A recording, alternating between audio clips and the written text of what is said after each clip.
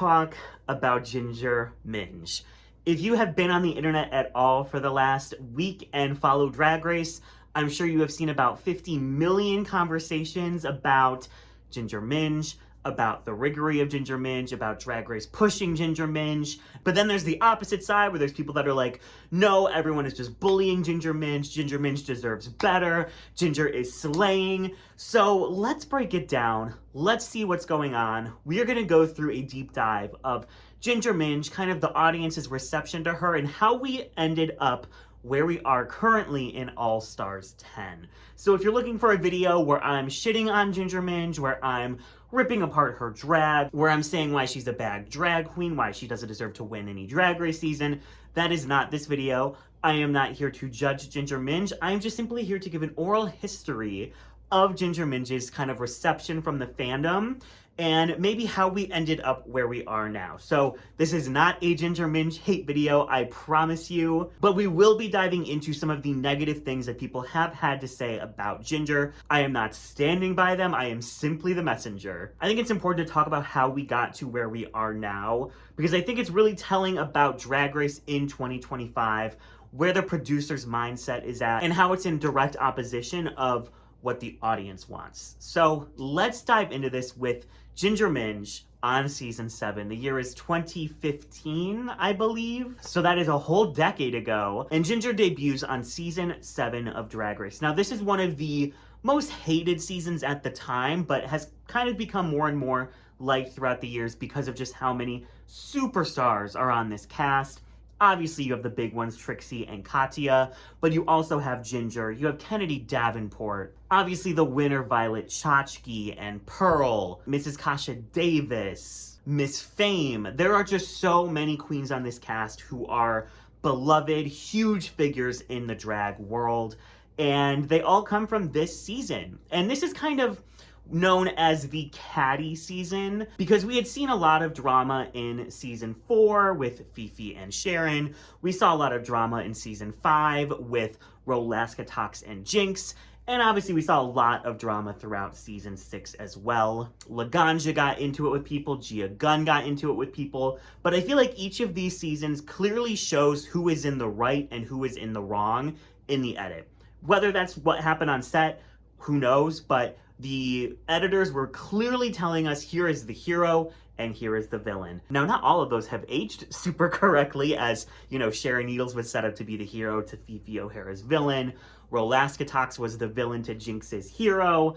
And then we have Laganja and Gia, who are clearly like the instigators, and everyone else are rightfully calling them out on their bullshit. Season 7, I think, is a drastically different season. It kind of shifts how we look at the drama, because I feel like everyone was messy. Like, everyone was being messy, and there's not necessarily people who are right or people who are wrong, at least consistently.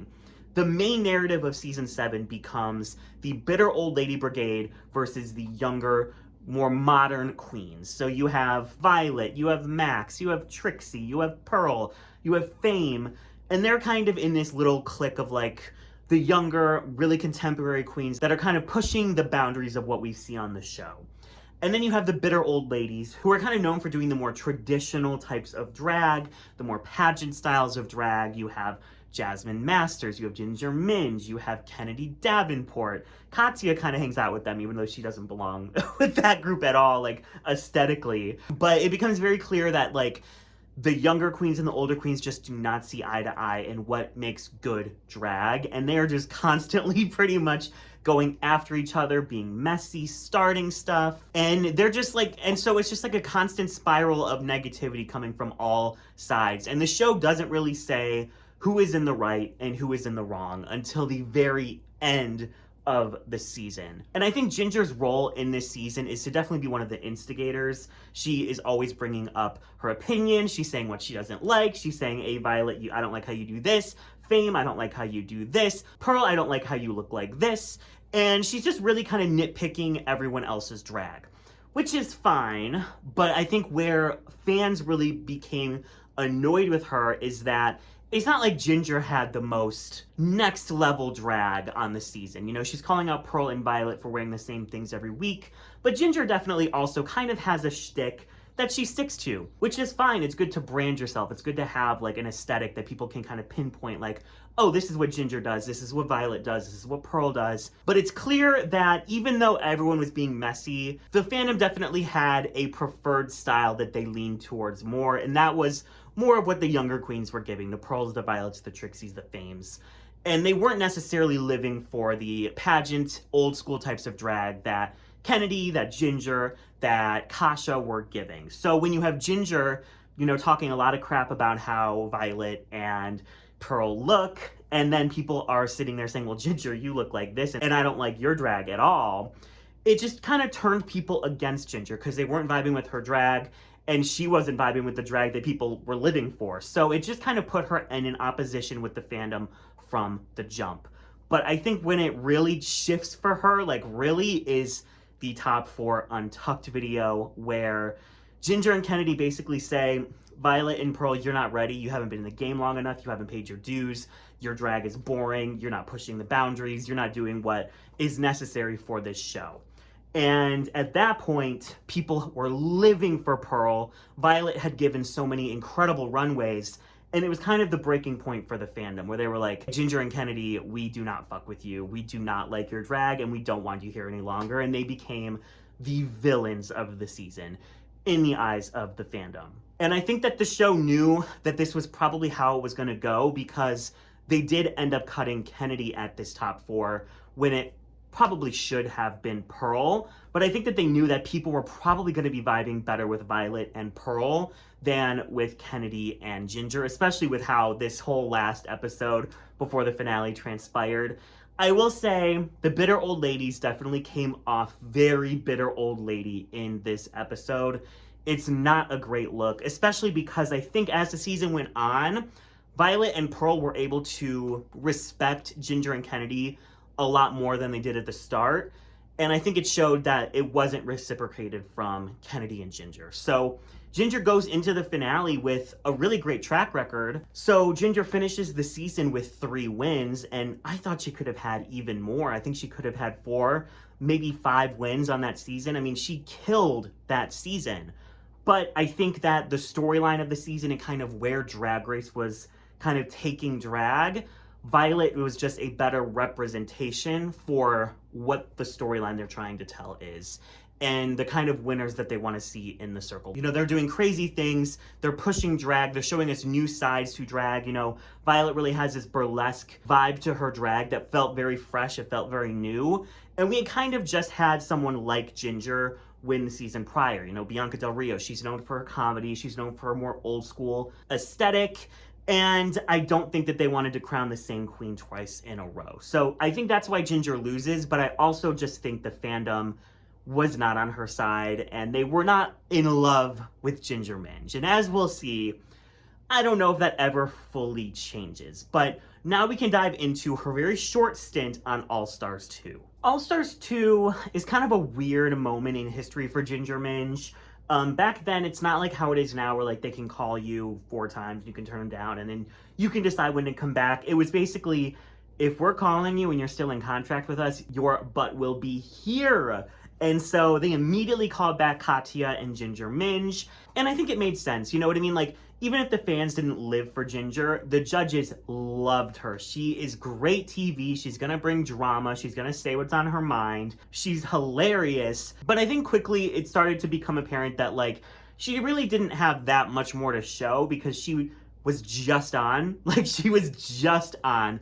And unlike Katya, who had kind of like come into her own on season 7 and had kind of like seen more of what she could do and like bring that to the next season, like Ginger showed everything she had on season 7. So she really didn't have that much more to show less than a year later on All Stars 2. I will say that her runways got a lot better, and that's one of the main things that she got critiqued on for season 7, was her runways were just kind of like, whatever, people didn't live for it. But she came in, she had a great promo, she had a great entrance look, she had a great latex look. Then comes episode 3, where she's in the bottom with Katya, and she's wearing this, the look isn't good, guys. It's not a good look, and it kind of just like brought everyone back to her on season 7, where they were like, Her fashion's not good. She's not as funny as she was last time. She's kind of getting overshadowed by all these bigger personalities. And I think it was clear that it probably wasn't the right time for Ginger to come back. She gets sent home third. She's kind of one of the most, she probably is the most forgotten person on All Stars 2. I think everyone else made a bigger splash, even the people that went home before her. And unfortunately, she just goes home wearing a really bad look. So she's just kind of like forgotten, and people end up making fun of her more on this season because she's making all these like, Katya's my best friend. I love Katya. That's my girl. BFS forever. And everyone's like, Katya doesn't like you like that. Like, that's kind of like the only thing that people took away from her on All Stars 2. So inoffensive, people didn't hate her more, but I think people were just kind of like, whatever. And then we don't have Ginger Minj on Drag Race for a couple years until she comes back for All Stars 6. This is where the story takes a turn for Miss Minj, because I actually think people were open to the idea of Ginger coming back and kind of improving her reaction from the fandom, maybe getting a win. Like, I think that people were open to the idea going in, especially because looking at the All-Star 6 cast, people were not living. There's a lot of early outs. There's a lot of queens that did not do well on their first time on the show. And Ginger was one of the standout people that like are good at Drag Race. So I think a lot of people kind of assumed that Ginger would be a front runner, that she would do super well. I think people were open to it. I think there was definitely her haters that were like, ugh, not more Minj. But I definitely think that this was like her moment to pull the fandom into being like Ginger Minj fans. And a couple things I think went awry that led to her being in the top 4 with 2 wins under her belt, but basically no fan support to take the crown. I think the big issue with Ginger Minj on All-Star 6 is she's kind of the antithesis to what the season was bringing and to what made this season so spectacular. Because All-Star 6 is all of these queens that you're not expecting to do well, and so many of them do well. I mean, the people that really got a lot of love on this season: Trinity K. Bonet, Scarlet Envy, Raja O'Hara, Kylie Sonique Love, even Jan. Like, these were all queens that didn't make huge impacts on their original season, and they were getting so much love from the fandom for really stepping it up and bringing a whole new level of drag to All Stars. And then you had Ginger, who I think from the promo and the entrance look just started off on a really bad foot. This is one of the greatest promos that the show has ever had, and unfortunately Ginger does have one of the worst looks. So people were already making comments, well, we know her fashion didn't get any better. Then cut to her entrance look, which is the like glamour toad joke, but it's like ugly on purpose, but I think people really just wanted to see an elevated Ginger. This is not what they wanted, especially when there were so many incredible entrance looks for this season. It wasn't giving what people were wanting. And the first couple weeks are pretty rough for Ginger. She falls into the bottom in episode 3. She should have probably been in the bottom for episode 2, but is safe.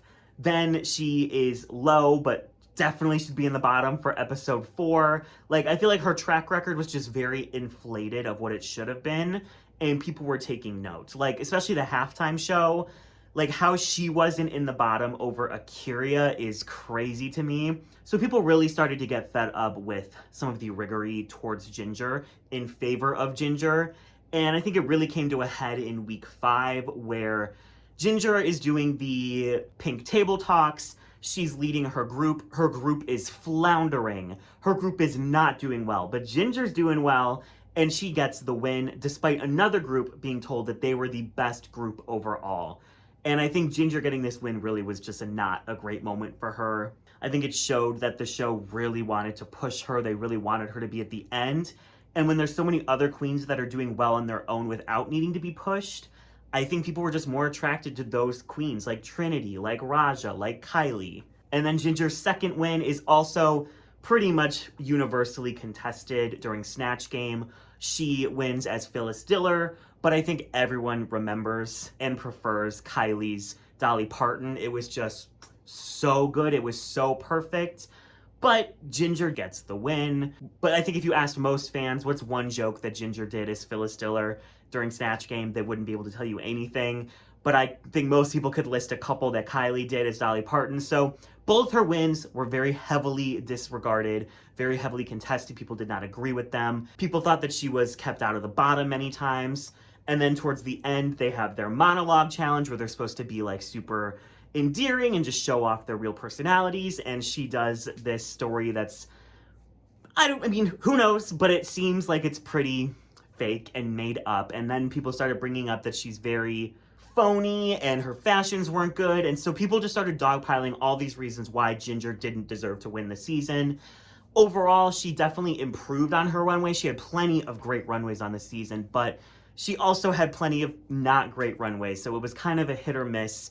I don't think people saw a huge improvement in Ginger from her original time on the show. And so when it gets to the top four, Kylie and Raja have over 100,000 likes on their posts for who should win. Raja has like 119, Kylie has like 180 something, and Ginger has 78,000. So there just wasn't a lot of support for her. I think partly because of the riggery, I think partly because people were just more interested in other queens who were kind of outdoing themselves from the first time. And Ginger, unfortunately, on the season was not able to outdo herself, even with getting some push from production. So much of what we loved about our favorites on All-Star 6 was the authenticity, and that's kind of what was lacking from Ginger and her edit on that season. So in the years since, I mean, Ginger has done stuff. She's, been on Haters Roast. She's been in productions here and there. She's Drag Race Live.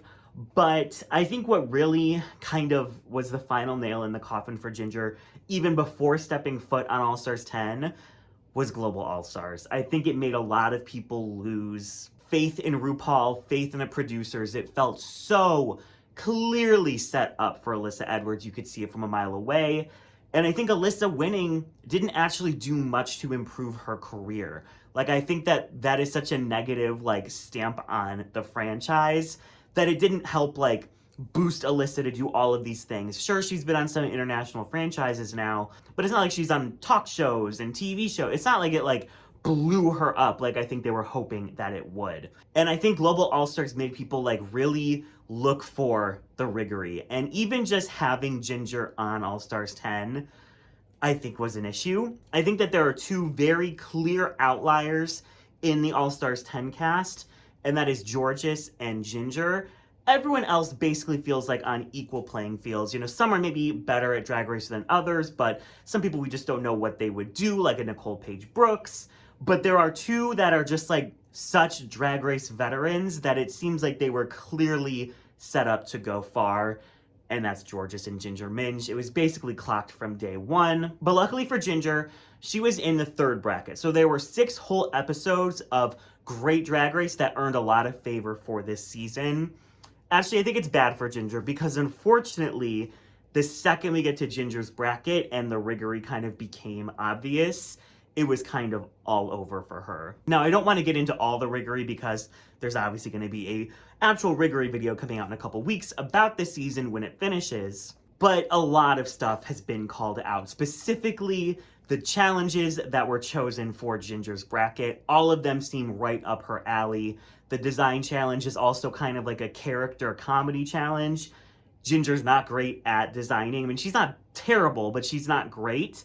So to add elements that are more in her alley, up her alley, around her alley, what's the preposition? It just seemed like it was a little bit more tailor-made. It was musical theater. I mean, come on. Then you have a country girl group challenge, and she's the only one even remotely country at all. 2 Puerto Ricans, an ice skater, a rocker chick, an alien, and Ginger Minj. And then next week is an improv challenge. So it just seems like these challenges are all tailor-made for Ginger. But even then, people don't feel like she deserved to win the design challenge. People don't feel like she deserved to win the country challenge. People don't think that she deserved to win the lip sync against Denali. And we will go in depth on all of these things in the riggery video, I promise. But just to kind of highlight, that's where we're at right now. And people are not happy at all. Now, I will say I'm not on Twitter, so I only see what's on Instagram or Reddit. But I will say, I personally, I'm sure it's on Twitter. I'm sure it's on Twitter because there's hate for literally everyone in the world on Twitter. I haven't seen much hate for Ginger Minj herself. I feel like with other queens, specifically queens of color, we see the slurs, we see the kill yourselves, we see the quit drag. All that I personally have seen is I don't like that the show likes Ginger this much. I don't like that Ginger won this challenge. I don't like that Ginger won this lip sync. I don't like that. So I feel like we're having a lot of conversations about how people hate Ginger. And it probably is absolutely people that are saying nasty things about Ginger on Twitter, probably. But I think we're also seeing that people are just fed up with the show being so, like, I don't know if scripted is the right word, but like predestined, predetermined. Like, it seems inevitable that Ginger is going to make it through whether she deserved it or not. And my thesis statement for this video is, that's not Ginger's fault. You know what I mean? Like, it is absolutely production's fault. You can disagree with her wins, you can disagree with her lip syncs, you can disagree with anything you want with the show, but it's not the queen's fault. But you also don't have to like every queen. You know, I feel like we have had so much negativity in this fandom that sometimes we get into toxic positivity. You do not have to like a queen. There are plenty of queens that I personally don't really live for. But that doesn't mean you have to go into their comment section. That doesn't mean you have to tag them and say, hey, you suck. Hey, I hated this. Hey, you didn't deserve to win this. We are all completely allowed to have our opinions. That is what this entire channel is. But I will always be respectful for them as humans. And I'm not going to be like, at Ginger Minj, I made a video about you, bitch, where I say you didn't deserve to win the challenge this week. Like, no. So yeah, right now, I just think there's a couple things working against Ginger. I think that this being her 4th time, and I mean, a lot of people felt like, what more did she have to show after All-Star 6? And I felt similarly, and I still don't think she's shown like any huge growth or any huge, you know, change in her drag. I feel like she was pretty fully realized on All-Star 6. I think that the fact that she's robbing, even though it's not her, it's production, queens who this is their first time on an All-Stars, you know, Acid Betty, Denali, Cuckoo. Okay, I guess this is Cuckoo's 2nd time, but it's her first All-Stars. The fact that she's robbing these queens of their top placements isn't great when, you know, this is her 4th time and people are kind of like, you know, let these other queens have a chance. And I also think that with Global All-Stars in the rearview mirror, people are just really onto production's shit more than ever. And they're kind of expecting what happened with Alyssa to happen with Ginger. Obviously, we don't know how this bracket's going to end. We don't know how the end of the season is going to end. But I think with All-Star seasons, Drag Race has lost a lot of goodwill with the fandom, and they're going to have to earn that back, which they started doing with the beginning of this season, but it quickly has just devolved into where we were with Global All-Stars. So that is the problem with Ginger Minj on All-Stars. That's kind of where we're at. We'll see how this goes, but please do not send any hatred to Ginger Minj. You can disagree with the placement, but these are real people. Why don't you actually send her a nice comment? I know I'm gonna go comment a very nice thing on one of her Instagram posts. Let me know in the comments down below what you are thinking at this point about Ginger's run on All-Stars 10. Is she being pushed? Is she being fairly judged? I wanna know what you think. The links to all of my social medias are in the description down below. I hope you are all getting through this heat wave as best as you possibly can, and I will catch you all in the next one.